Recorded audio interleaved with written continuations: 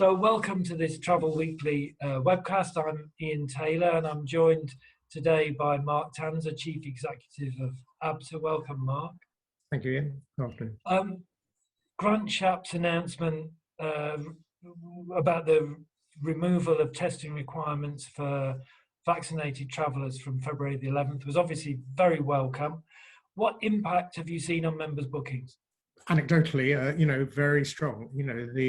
We've been saying throughout the pandemic that there's a lot of pent-up customer demand, and I think now that's been released. We saw it with the removal of the pre-departure tests, and now the restrictions for post-arrival here have really given people, I think, the confidence to book and to travel. And I'm hearing from members that what was previously quite a short time frame because people were nervous about changes in restrictions, and therefore they were booking, but they were booking for traveling in a very short time frame. Now their bookings are strengthening for later in the summer as well. So it's not a universal sort of picture. I think some sectors are still going to take a while to get back into their stride, some of school travel and so forth, but I think the general picture is very positive, and I'm hearing that members are getting strong bookings, which is great news. And has it come in time for member businesses, would you say, or do you fear you're going to see failures? Well, I hope not. I mean, members have obviously done an incredible job to get this far, with really 2 years of very, very limited travel and very limited income, and they've done everything I think they can possibly do to cut overheads and to preserve cash, and that's what's enabled them to come through to this point. And what I hope to see now is bookings and cash and confidence starting to grow. So I hope that it will strengthen companies' balance sheets and investor confidence for the future. Okay. Still not out of the woods. I mean, it's always the case that when you start trading again after a sort of hibernation, financial pressures grow. People, you have to pay suppliers and so forth. So it's still going to be a tense period for the industry, and I think making sure that the government's aware of that and that support mechanism is there through access to additional restrictions grants through local councils is still very much our priority, because as I say, we're by no means out of the woods yet. Okay, so those grants are ostensibly available in England and Wales, but it seems to be very uneven whether people can access them or not. So what can be done about that? And what about Scotland and Northern Ireland? Well, for a start, we were pleased that, as part of our kind of lobbying of government, they made it very clear that, travel companies, tour operators and travel agents were eligible for these grants, and that message went out to our members, and it also went directly to local authorities to make sure that they were aware of that. Obviously, the discretion lies with the local authorities as to their priorities, but we've done everything we can to make sure they realise the pressure that travel businesses are under and the eligibility for that. You're right, we're in contact with the Scottish administration and the Northern Irish to make them equally aware that their businesses, their travel businesses, are in need of support at this time, and hope that they will also be eligible for grants there. Do you have a picture of the proportion of members who've been able to access these grants, or the success rate? It hasn't, well, throughout the pandemic, it hasn't been a great success rate. I think, speaking from memory, when we last spoke to members, I think it was less than 50% had actually accessed the additional restrictions grants, and it was a very time-consuming and bureaucratic process to go through to get access to the funds. I think the initial guidance was very much about the closure of physical premises. And of course, travel companies were effectively closed from trading because people weren't allowed to travel. But I think the criteria initially were more focused on where pandemic had actually forced you to close your shop or your premises, and that didn't necessarily apply to travel companies. We're through that now, and I'm hoping that travel companies will find it easier to access grants.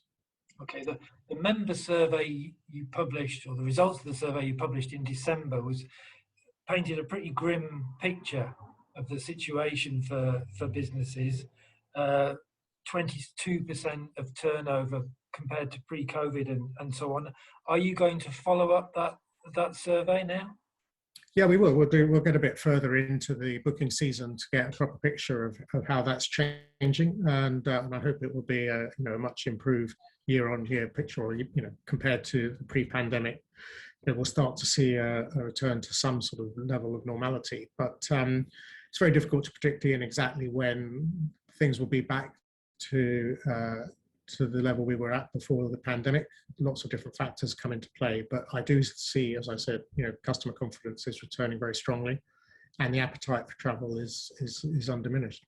Okay, and presumably you're not expecting now to see any further support financial support from the government.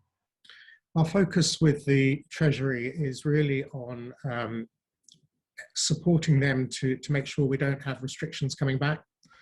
I think the government and the Treasury in particular are very aware of the economic cost of travel restrictions, not just on our sector, but on the economy as a whole. So we are working with the Treasury to give them the evidence of the damaging effect that restrictions had, how quickly, they basically throttled demand.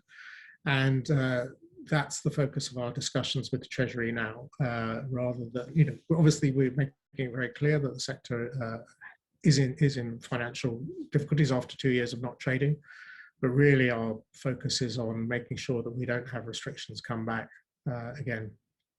Okay, and what do you want to see from the government now in terms of a plan for dealing with future variants and simplifying the passenger locator form? So, well, I think an acknowledgement that actually the travel restrictions didn't have a huge impact on restricting the growth of variants. The Omicron variant very, very quickly became community spread. And I think the idea that an international economy like the UK can somehow keep it out through travel restrictions isn't really backed up by the evidence. So I think, recognition of that from the government would be good.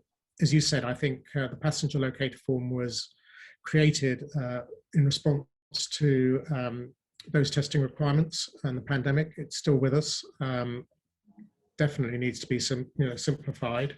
We've compared it with other EU equivalents and shared that information with the government, which shows how complex our version is. And we think it needs to be digitalized, made part of the if it's going to stick around, as part of general advanced passenger information, because it is very laborious still, and deterrent to people as well. okay, and what about recognition of children's vaccination status? That could be an issue as vaccinations for 5 to 11-year-olds are rolled out across the EU. Britain's ahead on the booster vaccinations, but behind on vaccinating children, isn't it? So what do you want to see there? Well, I think getting children, double vaccinated. I think there is a confusion as to what fully vaccinated means for children, and I'm glad to see that the vaccination program is being extended to younger children now.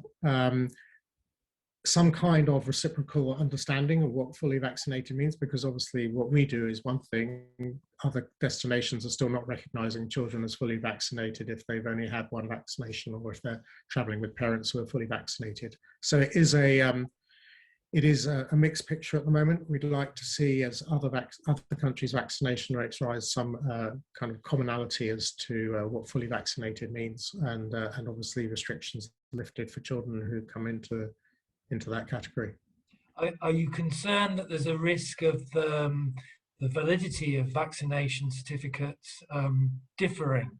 So I know IATA is proposing 12 months validity from the date of the most recent dose, so in this case the booster dose. The EU's proposing 9 months. Malta has gone with 3 months, I think. So at the moment, it's a confusing picture for people, isn't it? It is, and I think it's evidence that the sort of international collaboration through the pandemic hasn't really been at the level that we would have liked. And I think when you talk earlier about what can the government do in terms of preparations for potential future pandemics, some harmonization and sharing of standards and around vaccination and vaccination certificates is one of the areas that would really help the industry. For now, I'm afraid that people do have to check pretty much on a destination basis what the exact requirements are still, and of course, the travel companies, travel agents, and tour operators will be able to help with that. But you also need to check the the Foreign Office advice to make sure that you're absolutely able to travel in and out freely. And will Abta be continuing to collate the requirements in destination and so on for the benefit of members? Yes, we are. We're still doing a lot of work with destinations to keep on top of that and to keep the information flow from the destinations coming back to the members that they can then pass on to their customers. Do you have a picture of the extent of the use of that resource by members or consumers? The website, the consumer-facing website is extremely popular with consumers. I haven't got the actual figures to hand, Ian, but I know that it is being consulted by many tens and hundreds of thousands of people as a source of reliable information. And I know from members telling us that that they find the information flow from the destinations extremely valuable. Because of course they can select which destinations they are focused on and filter out other destinations that are not of relevance to them. Okay, good. What condition is Abta in coming out of the pandemic, Mark? Because we saw the financial results for last year. There was a unprecedented loss, really, wasn't there, in recent times anyway, of 15 million. What are the implications of that? Well, I think the biggest indication of Abta's health is the health of the members, to be honest, because that is our long-term source of income. And I'm very pleased that if you look at if you'd asked me at the beginning of the pandemic, we're going to have 2 years with no travel, how many failures you're going to have, I would have said it would be more than we've actually experienced. So it's been very regrettable for those companies that have failed, and the employees and customers who were involved in that. But numerically, it's probably fewer than I would have anticipated. So that's good. And as I said a few minutes ago, I think that's because of the steps people have taken to really, cut down their overheads as far as possible. The renewal rate of Abta members has been very, very high. We collected our latest round of subscriptions at the beginning of January, including the first sort of half-yearly subscription for agents with subscriptions under £3,000. I think it's over 99% were collected, and I think that shows that the members are still, value Abta, what we do, what we've done through the pandemic, what we're going to do as we come out of the pandemic, and it's an important part of their business profile. So I think, from that point of view, I think we're coming out of the pandemic in good shape, Ian. Financially, yeah, you're right. I mean, the loss that we hit through our insurance subsidiary was a significant one. I'd sort of say that's kind of why you have the insurance reserves there. We'd never envisaged anything quite like the pandemic, which is what really created that. And that was the bulk of the loss. Of course, 3 million of the loss was because the board decided, I think rightly, that we would halve the subscriptions in the financial year. So of course that was half of our revenue immediately disappeared, and we're a not-for-profit organisation, so we knew that would create a loss, but it was done for the right strategic reasons to support the members through the pandemic. And I think the fact that the members have stuck with Abta still there is kind of evidence that this is a partnership going forward, and that we're in a very strong position to start up again as the industry gets going. Abta has very strong, it's got reserves, it's got good reserves to be able to carry on doing what we do. We've got to obviously have a financial model that is viable, that breaks even on an ongoing basis, and that's my job to be able to deliver that. But the fundamentals are in place, and I think Abta's in a strong position. The smaller members, which is the majority of members, were able to defer payments for the current financial year until January and then subsequently April, I think. Have those payments come in this month? Yeah, they have, all of them. I mean, I think there were literally fewer than 5 who we're still following up with. So yes, everyone has renewed those payments. And as I say, I mean, I realise how tight caches. We're not at all complacent about people renewing. We have to demonstrate to them that we add value, certainly more value than the subscription.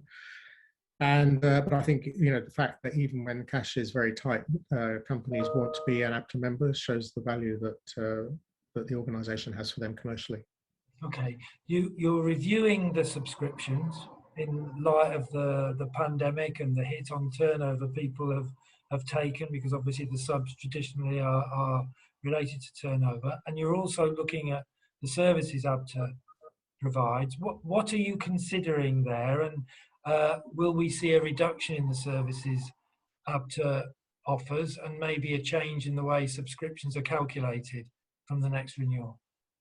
Well, as you say, the fact that our, historically our subscriptions have been based on your most recent turnover isn't going to work in a year where people haven't had any turnover. So we will have to, the board will have to decide how we deal with that in the short term before revenues and members' turnover starts to return. So that's just almost an arithmetical problem we've got, as well as the absolute affordability of our services.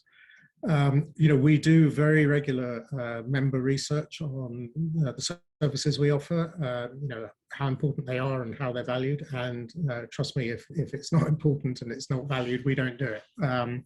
We're a very broad church, our members, and so different members want different things from Abta. Some of them, all of them want certain things like the value of the brand and the customer assurance that gives, financial protection solutions. Others will want different aspects. Some may want help on sustainability issues more than others. Others may want legal advice. So we have to be able to balance those competing needs across the different member categories, and that's what we do. I don't, I'm more interested in putting more value on the table for the members than to producing services. I'd rather members feel even more positive about the subscription they pay, that they get more value from it, better quality service, than go in the opposite direction, which is we're going to cut services, and that doesn't seem to me the right way to go. Members want us to be there; they want us to be doing what we do, and we're going to look at how we can do it better and how we can do more. Okay, so this process is not going to involve a slimming down of Abta. Well, it would always involve, putting resources where they are most required. Yeah, and so it's not slimming down as in we're going to go to half the size, or the services we provide are needed by the members, and that's what all the research tells us. By far the bulk of our costs are the costs of delivering those, they're people costs, the costs of delivering those services. And yes, we want to be efficient, and we want to provide, demonstrate that we are run on a very lean basis, but we also want to continue to provide the services that members pay for. So that's the balance that we'll be achieving as we go forward. Okay, you mentioned the large single loss last year, cruise and maritime voyages, and the consequence of that was the payout by the captive insurer. On reflection, was cruise and maritime voyages underbonded, would you say? Well, I mean, the way in which the bonding works is that by the regulations which are set by the Department for Business Bays, is that you can bond at a lower rate if you have an insurance backup fund. And that's what the model that we offer. And it means that members get the ability to have a lower bonding rate because they contribute to effectively what is a mutual insurance fund in the event that the bond level isn't sufficient. Now, and that's the way it's structured. So in a way, what happened with cruise and maritime was a big example of actually the structure working, which is that the bond wasn't sufficient, so the insurance reserves came into play. What was uniquely challenging, I think, around their failure and the timing of it and the pandemic was that when you stop travel completely, you not only had suddenly all the future payments were outstanding. Normally you'd say, well, if in a trading period, it could be you've got 3 months or so much customer money in, suddenly you had all of it, plus you had cancelled cruises for while they were still operating. So the process that we then started very quickly was to go to companies across the whole membership and say, you know, we've looked at your customer money's at risk because of the pandemic. This is the kind of bond we need. You know, because Cruise and Maritime happened early, there wasn't sufficient time to be able to sort of make that adjustment, even if they'd been able to, and that's what caught us out on that one. But it isn't, you know, a systemic problem with the way it's done. I think it's very much to do with the timing and the nature of the pandemic and everything suddenly stopping at one moment. Okay. There's a successor cruise line to Cruise and Maritime Voyages, isn't there, which is starting operations shortly. How do you feel about that, given it was such a substantial failure and Abta had to foot a bill for customer refunds of, I don't know, 25, 27 million pounds or something. And there's a successor company which has avoided picking up the bill for the failure. Well, I mean, there is nothing that suggests that you know, anything untoward occurred with this. As I said, you know, I've looked at it, we've reviewed it. I'm convinced that this is a result of, you know, impossible trading circumstances that were caused by the pandemic. It's a fact of life that companies do fail, and that sometimes the brand resurfaces, and sometimes the management resurface. And you know, our membership committee accept that. We'll go through the normal processes we do when a new member applies, and if they meet those criteria, then there's no reason why they shouldn't be able to become a member again. Okay, but they're not a member at the moment, are they? No. No. Okay, Mark, the Abta bond renewals around again in March. The previous renewals have proved difficult, certainly for some members. Are these likely to be somewhat easier because travel's restarted, or are they going to be just as tough?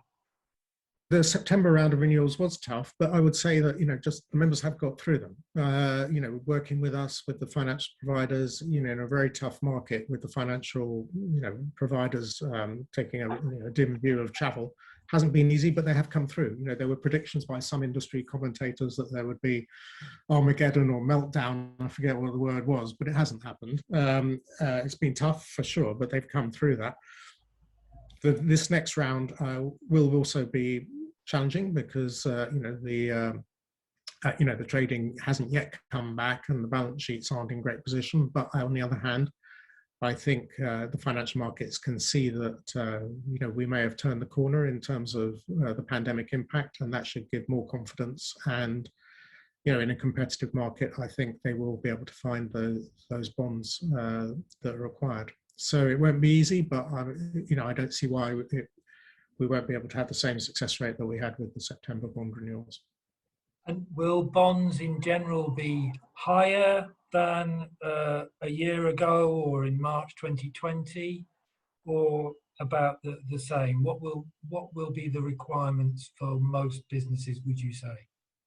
It's very difficult to generalize, and you know, each case we look at on an individual basis, and it's very much based on how much customer money is at risk. That's what the regulations say. That has to be protected. So depending on where a business is in terms of you know, having, you know, existing bookings actually having transpired and turned into holidays, and new bookings coming in, will determine what the customer money is at risk is. So we don't bond anything that is not required to be bonded, and as far as that number comes down, then the bond will come down, and as far as it stays the same, then the bonding level will remain in place. So I wouldn't like to say they're going to come down or go up. It depends on a particular company's trading profile. People won't be holding refund credit notes now, obviously, but customers could have rolled bookings over. Do you have any sort of sense of you know, the increase in overall in the proportion of bookings that members might be holding from historic bookings? Well, again, it's impossible to generalize, Ian. It depends on what kind of seasonality you have in your business, and how early you were impacted by the pandemic in the first place. There clearly are bookings that have been rolled forward, and some of them rolled forward more than once. But what we want to see now is those bookings actually, as I say, becoming fulfilled travel arrangements. At which point the exposure starts to go down. Okay, so if somebody's bond is significantly higher, it will be because of the number of additional bookings or the additional amount of money at risk compared to previously. And Abta issued guidance on bonding for members. Did that in December? Did that involve any changes to the requirements on previous years? I think it was to clarify, the bonding process and arrangements. I think there was a lot of, again, sort of commentary outside saying it wasn't clear. So we put that out for members to help them understand the process, the way we look at, credit card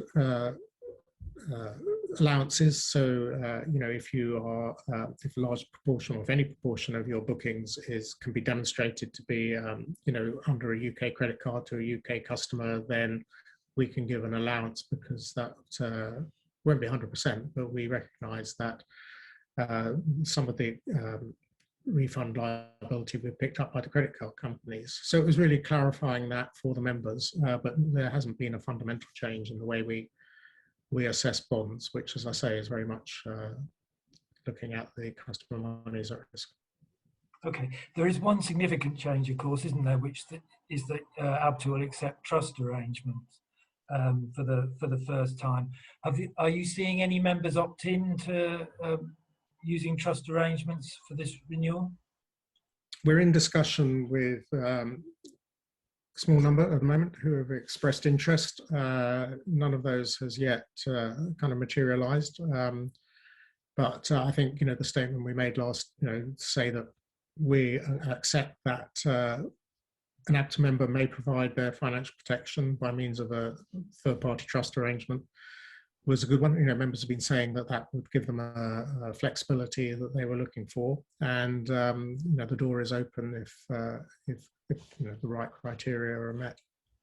Okay. Abta's been very clear that it won't stand behind the trust arrangements as a guarantor. So how will that be made clear to consumers who are booking with an Abta member who has trust arrangements?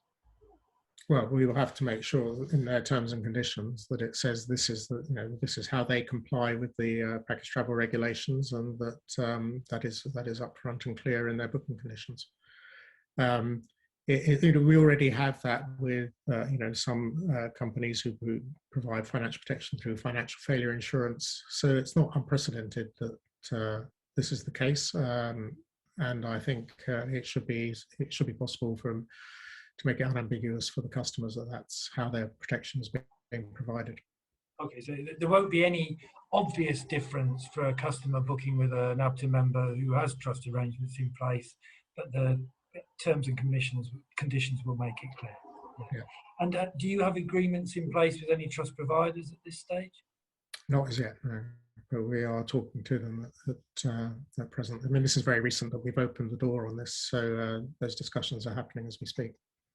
Okay, well, this is something for us to come back to then, I hope, and to review more generally how the restart has gone, and hopefully discuss the CAA's proposals for ATOL reform. Yeah, there's a lot coming down the line this year. I mean, the main news obviously is to get people back doing business, selling holidays. That's what our focus is on. But we're very aware that there are some big issues out there around not just financial protection, but sustainability and decarbonising that we also need to grasp as we go into 2022. So lots to talk about here. Okay, come back and talk about all those other things soon, Mark. Thank you very much. Thank you.